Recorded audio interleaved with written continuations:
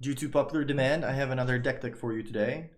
It's about a deck that I've been playing with on the stream lately, even on and off the stream actually. And the deck is Grixis Reanimator. The deck comes from Matt Mansour.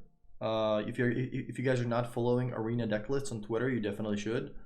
There's a lot of interesting decks and a lot of new innovation and inspiration, and that's where I saw the deck at first. I started playing with it. We did a 14-hour stream with Frank Karsten the other day, and this was one of the decks that we tried. We changed some cards around, and like I've been playing it ever since. This is the version that I currently have. We added some lands, added some sweepers, changed some cards around. This is currently what it looks like. So the way the deck works, as the name suggests, it's trying to reanimate a big creature into play. The big creature is Dracoset. It is a 7-mana 7/7 flying. When it attacks, it deals 4 damage to one target and 3 to each up to 2 other targets. That basically means it's a one-sided Wrath of God. It can shoot down planeswalkers. It basically kills their entire board when it attacks, plus it also deals 7. And the way to get it into the graveyard, Rixmati Reveler, when it comes into play, you discard a card, draw another one. That's an effective way to do that. Chart of Course, another good way of putting it in the graveyard. You draw 2, discard 1, so that is also card advantage. And the discarding is effectively not a disadvantage because you want to get it in the graveyard. Plus, you also have Tomebound Lich, a new addition from M20. It's a 1/3 Death Touch with lifelink that loots when it comes into play. So this is also an effective blocker. One of the reasons why I really like the deck is that right now there's a lot of like little creature aggro decks and also a lot of mid-range decks, and sweepers are very effective against that. Like Ritual of Soot right now, there's a lot of green decks with Llanowar Elves, a lot of green decks with Risen Reef, a lot of green decks with like blue for like, you know, Hydroid Craces, and a lot of cards like Nissa. Ritual of Soot usually just kills everything they have, and Cry of Carnarium is the other sweeper that's also really effective against decks like Vampires, against decks like Mono Red and Mono White, like all these aggro decks. -2/-2 is usually good enough to sweep their entire board. So the way this deck works is basically like in the early turns, you're trying to play something like Chardakurs or Rixmati Reveler, put your Dracoset in the graveyard. Sometimes you also play Search for Ascanta on turn 2, which also helps you put something in the graveyard because of the ability. It also sets you up for the longer game, helps you find the combo pieces, and it's really good against control decks. Thought Erasure, another good card against control decks, just kind of like you take a look what they have. If they have any answer, instant speed removal usually for Dracoset, like Mortify, usually take care of that, or like some kind of planeswalkers, and then you know that the coast is clear when you're going for the combo. The rest of the deck is basically removal. Tyrant Scorn, you know, good at killing all the small creatures. The reason why I have Tyrant Scorn over Cast Down is that Tyrant Scorn can actually kill a Feather right now, which is one of the important creatures that cost 3 or less that Cast Down otherwise wouldn't be able to kill because it's legendary. And there's also Enter the God Eternals, which you can also help mill the Dracoset by pointing the mill ability at yourself. So if you're looking to put a creature in the graveyard, you still weren't able to find it. This is a good way to put 4 more cards in the graveyard, and also gain some life. Life gain is actually pretty important right now. Like a lot of the decks are pretty aggro, and there's also 1 extra Burning Sands avatar, like an extra Boom Boom. I kind of felt like the deck wanted one more big creature. It's not as good as Dracoset when it attacks because it doesn't have a, you know, when this attacks kind of ability. But I feel like the 3 damage to a creature and player or planeswalker kind of just is still good enough. The reason I don't have any other fatties, like there's a lot of like there's this 9/9 like dinosaur for like in Naya colors that like untaps lands and shoots stuff or whatever. I think that card's okay, but I do want to have like the come into play abilities be like deal some damage somewhere, and like Dracoset just dealing all of this damage when it attacks.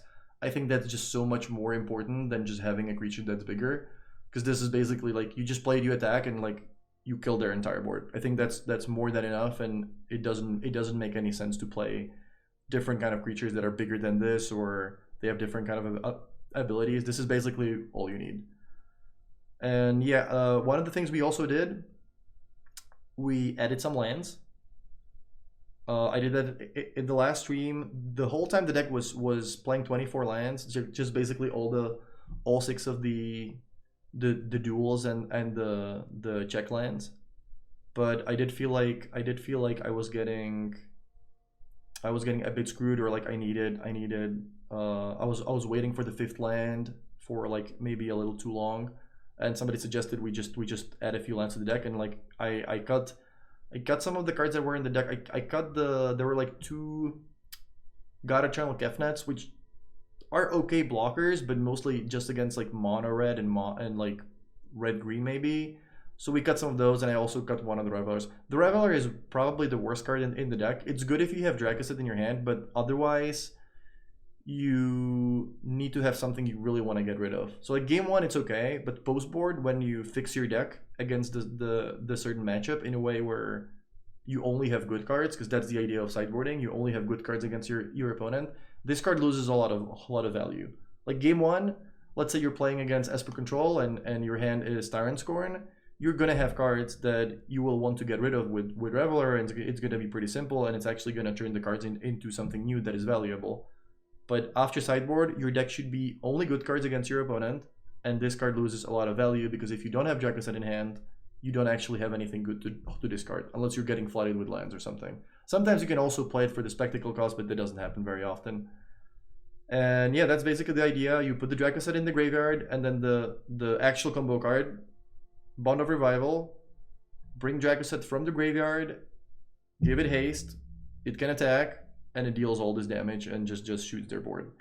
So basically, first 4 turns, put something in the graveyard, wrath the board, play some removal, thought erasure, look at their hand, make sure that they don't have a counter spell or removal spell, get Dracosid in the graveyard, attack. It's basically a 2-card combo, and the reason why this deck is so good is that it's not so all in on reanimating and putting cards in the graveyard, and it doesn't play like, you know, 9 big creatures that are otherwise really hard to cast.